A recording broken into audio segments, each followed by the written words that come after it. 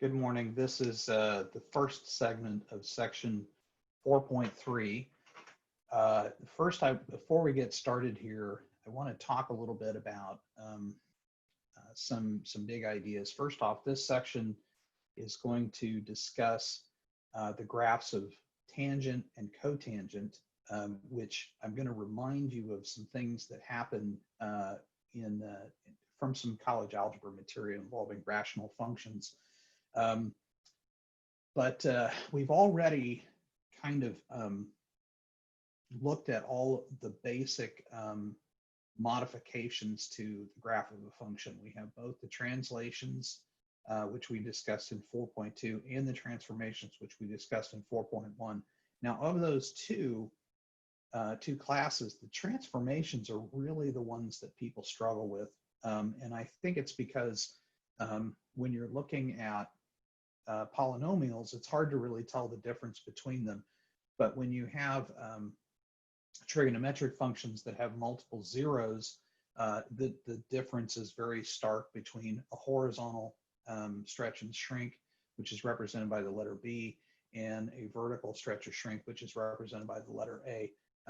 Just to kind of recap, if you do have a number of x-intercepts, modifications to B will change their location, whereas modifications to A will sort of change the scale at which these, at least sine and cosine, oscillate between. So one problem with tangent and cotangent is that their range is all real numbers, and so it's sometimes a little challenging to find a mechanism to be able to measure. If you have a graph of one of these functions, to figure out how to come up with the A value, that tends to be kind of a problem. And also, unlike sine and cosine, when you're looking at tangent and cotangent, you really have to consider reflections across the x-axis, because as we talked about in towards the end of chapter 3. Tangent is always an increasing function, so it always goes up as it moves to the right. As x increases, y always increases. But cotangent is exactly the opposite. It is an always decreasing function, and so as you move to positive, as x increases, y always decreases. So there is definitely a reflection that happens between these two. And if you're asked to produce the graph of an equation that or the equation of a graph that is constantly increasing, but you're asked to do cotangent, you have to remember that there's a reflection in there. So let's, without further ado, let me move over to my document camera here and just discuss some relatively, hopefully you'll remember this idea from college algebra, assuming that you did anything with rational functions. So let's see, section 4.3, page 1. So consider this equation, and this one should be pretty familiar. So y equal 1 over x. Now, I'm going to put just a thumbnail of what that looks like. So here's our xy plane, and if you remember correctly, it looks something like this. And this feature where the graph starts to get larger and larger, both positively and negatively, is what's called a vertical asymptote. And the vertical asymptote corresponds to the locations where the denominator is equal to 0. Okay, so so this is going to come up in our graphs of tangent and cotangent because it happens everywhere. So, well, not everywhere, but many places. Not the entire graph, but an infinite number of locations nonetheless. So if you consider that, first off, from one of our fundamental identities, the quotient identity, notice that tangent of x is equal to sine of x over cosine of x. And so what's causing the issue when we talked about exact values for tangent is that it's undefined at pi over 2 and 3 pi over 2 and any coterminal angle to those. But the reason why is because cosine, well, I mean, it's not really the reason why, but it's an artifact of this ratio where you can see that when cosine is equal to 0, tangent is undefined, which makes sense. You can't really divide a number by 0 and get something meaningful, at least not a real number. So this is very similar to the rational functions where the denominator is equal to 0. And so anytime that you have cosine equal to 0, tangent will have a vertical asymptote. And so it's really just a question of figuring out whether it's going down or going up as it approaches it. But just recall that tangent is always increasing. And so any vertical asymptote, as you move to the right, tangent must increase basically to, towards infinity, and must come screaming out from negative infinity just past that vertical asymptote. So let's consider, like we did before with sine, let's consider the known values. So x, and we'll make a little point table, tangent of x. So recall that for x equals 0, tangent is 0. And for pi over 6, if you've messed around with your calculator, you'll know that this is 0.58. And pi over 4, known value is 1. Now this is kind of the key, because recall with sine and cosine, we were looking at we kind of used the points that were 1 and -1 as the key to figure out how to kind of make the extent of the graph. But in this case, we need the whole real number line, but this will be sort of a critical point, this quarter point. So as we move on to higher values, pi over 3, this is approximately 1.73. And then at pi over 2, this is undefined. Now, I'm going to put over here, that means there is a vertical asymptote. I think I spelled that right. Okay, and let me just go ahead and finish this out for quadrant 2, because as soon as you jump back into quadrant 2, 2 pi over 3, this happens to take on a negative value, and it's negative 1.73.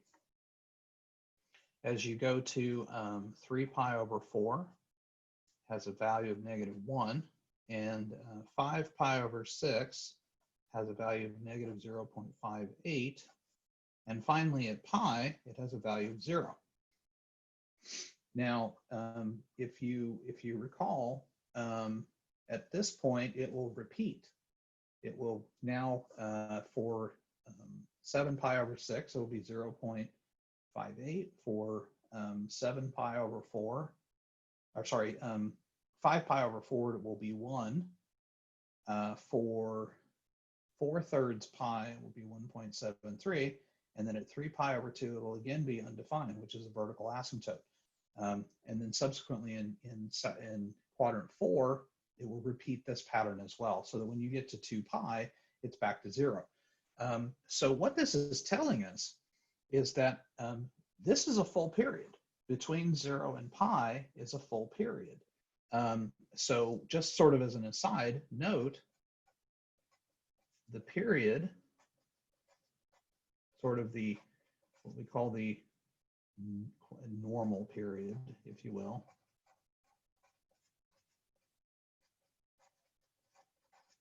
I'm going to put that in quotations because that isn't really a formal term. Note the period of tangent of x is pi, not 2 pi, like sine and cosine. So recall that was what we used to figure when we're trying to determine the b value for an equation. If we have a graph, this was kind of the critical point, is that there's this this sort of standard normal period that we have to work with. Now it's different for tangent.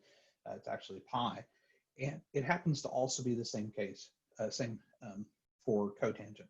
So without further ado, let's try graphing this what we have for tangent of x, and then see what see what comes out of this. So section 4.3, page number 2. Okay, so it turns out that for tangent, I'm going to probably want to have my X and Y axis kind of centered so that I have some negative values and also some positive values. So let's start with the Y axis. Oh, sorry. And the X axis. And I'm going to put in 1 and -1. And I'm going to go out 1 period, so to pi, and -pi. Okay, so when you're trying to graph these functions, the first thing you want to do is you want to establish where those vertical asymptotes exist. So as you from the previous page, there is a vertical asymptote at pi over 2.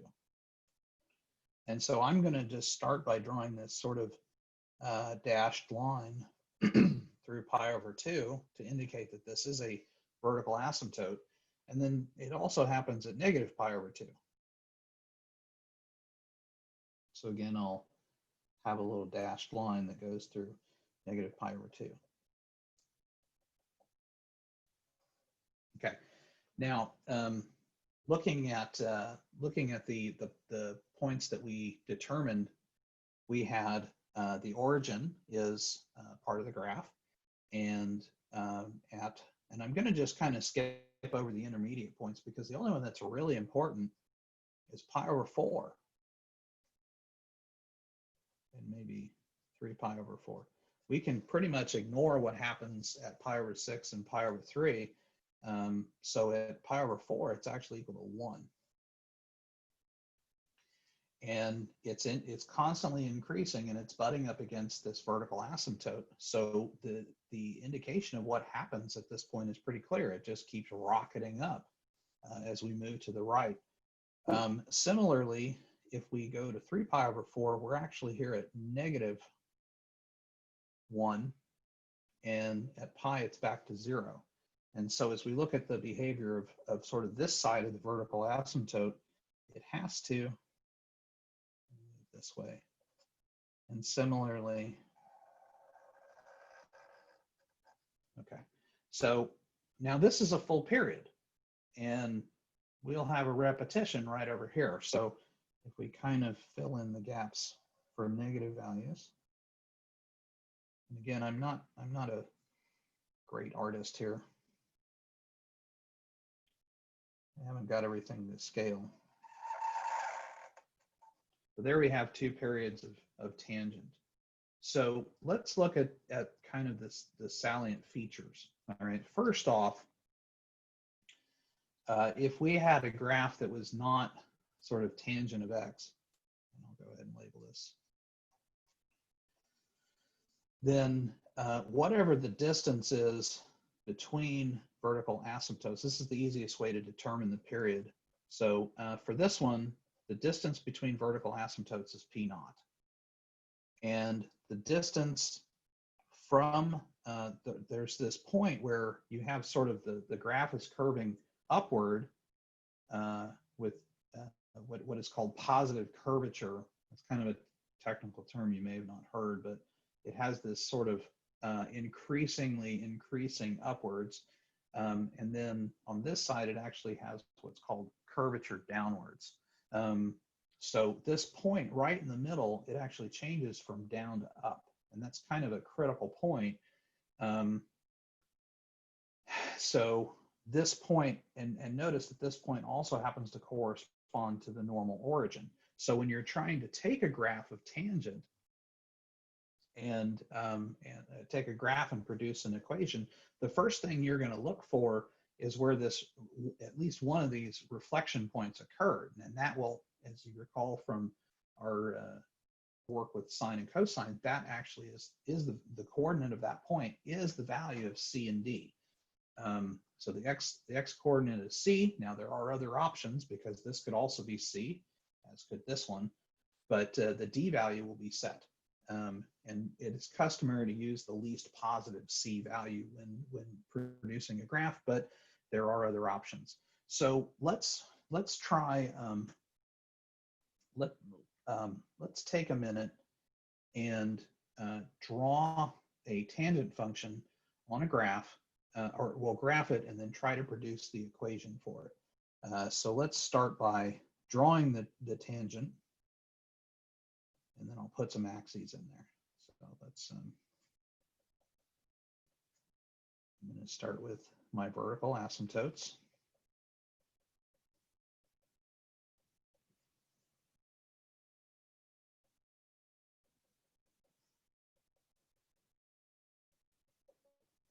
Okay, and then I'll have,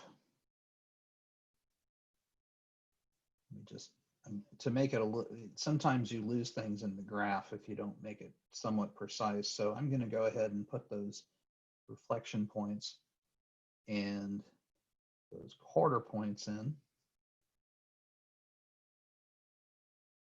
and then use this to produce a continuous graph. And sometimes it's hard to tell where that reflection point occurs. Generally speaking, the graphs in the textbook are much better at identifying this point. So when I'm doing this by hand, it's sometimes a little bit challenging. So I'm going to go ahead and throw in a coordinate system, and I'm going to put. Let me make this. Make this 4 and 8, which are corresponding to these two quarter points.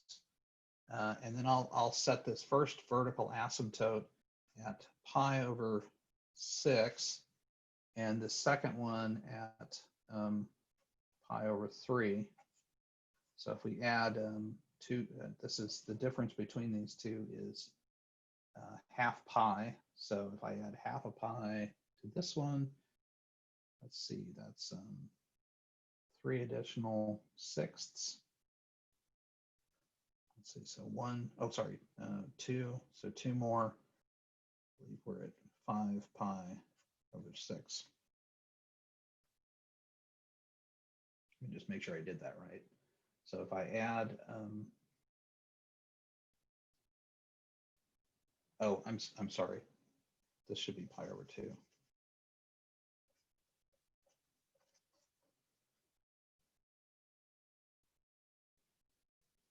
Okay, so one way to, when you're confronted like by a graph like this, where it's very clear what the values are, you shouldn't have too much difficulty. So the process that we used before to generate graphs for sine and cosine are going to be very, very similar here. And I'm going to actually move to a more petite pen, so it's not such a huge god-awful mess in there. Okay, so the first thing, if you can identify where the asymptotes occur, then you know that the reflection point in terms of the x-coordinate occurs in the middle. So we might as well just kind of figure out what this point is. It's going to be the average of these two. So we have 1/6 plus 2/6 is 3/6, and then divide it by 2, we have 3/12. So this actually occurs at pi over 4. And so also between these two quarter points, the reflection point occurs right in the middle of them. So this will be 6. And so from this information, we can determine that the normal origin of the tangent function is sitting at pi over 4, comma 6. And remember, this is our C and D value. So I'm going to move on. I'm going to kind of have a second page here, and I'll refer back to this graph. So just as we pull things off. So section 4.3, page number 3. So observe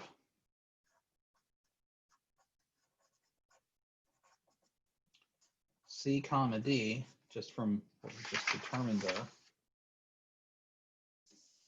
equals pi over 4, comma 6. Okay, now going back to the graph,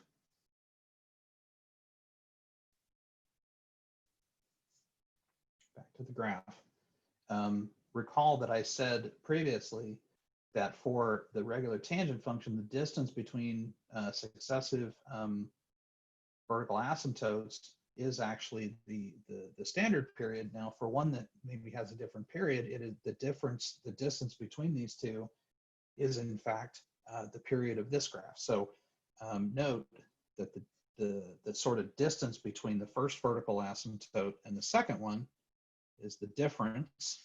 So 2/6 minus 1/6 is actually pi over 6. Okay. All right, so that will give us a clue as to how to find the B value. Let me pull this back. So note P equals pi over 6. So B is equal to, remember, it's the normal period for, now in this case, it's tangent. So it's pi divided by the actual period of the graph in question, pi over 6. And so B is equal to 6. Okay? All right, going back to the graph now. Recall that in the original sort of standard function, the distance from the reflection point in the vertical direction to the quarter point is actually the A value, okay? Or at least the absolute value of it. So for our purposes, note that the reflection point occurs at y equals 6, and the value of the y value at the first quarter point is 8. And so that difference is actually the A value for this equation, for this graph. So A equals, 8 minus 6, which happens to equal 2. And so now that we have A, B, C, and D, we can write the equation of this graph. So y is equal to the A value, which is 2, times the function in question, which is tangent, times the B value, which is 6, times x minus the C value, which is pi over 4, plus the D value. And so this is the equation of that graph. Okay, so let me do like one more real quickly. I just want to point out one sort of aspect that happens with tangent. Well, yeah, okay, so if I had a tangent function that instead, or something that looks like a tangent function, that instead of, and I'll actually make it relatively simple so that we're only looking at the A value. So if our vertical asymptote occurred at pi over 2, like it would normally for a tangent function, and our quarter point is at -1 instead of positive 1, this is what our graph would look like.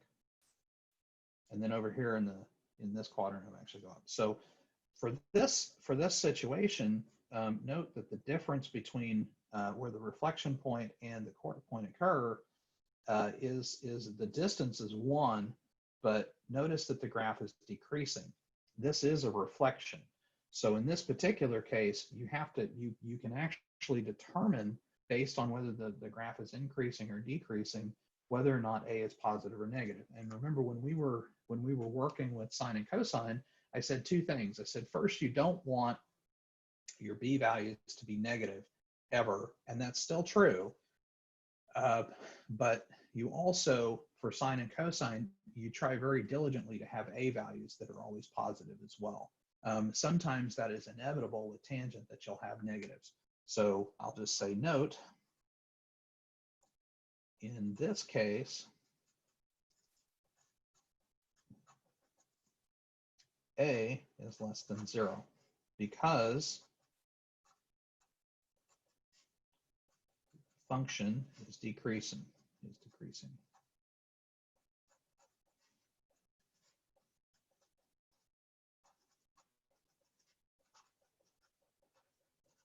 Okay, and with that, I'm gonna end this first segment. We'll come back and start looking at the graph of cotangent here, and I'll use some identity mechanics to use the graph of tangent to generate the graph of cotangent in a pretty slick way. So I will see you in the next video.